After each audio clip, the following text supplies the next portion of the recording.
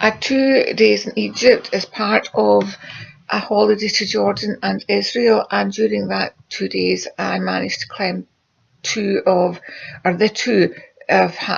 Egypt's highest mountains. The first, Mount Sinai, is famous because this was where Moses was supposed to have spent 40 days and 40 nights and then brought down the 10 Commandments from Mount Sinai. For that reason, thousands of people climb it every year, mostly at sunrise, but also at sunset, which is when I climbed it. It's a really simple walk, and you can even get a camel ride to the last 750 steps to the summit. I walked and saw sunset as it was setting over the mountains.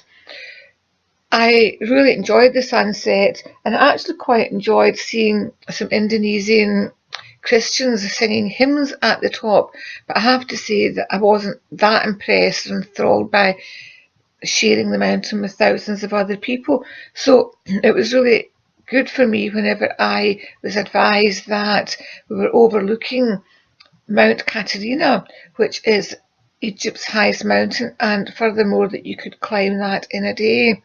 So I quickly signed up to climb Mount Caterina and got a guide and set off early the next morning to climb that mountain. It's a much more interesting mountain than Mount Sinai, much more challenging. You're going up to over 2,600 meters, so it's the height itself is quite challenging. And what was also really nice was that I met nobody. Well, that's not true. I met 3 women tending goats and 2 hermits who were just on the top of the mountain.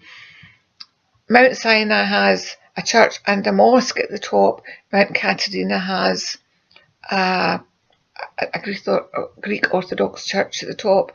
The walk itself was really fantastic and I loved it.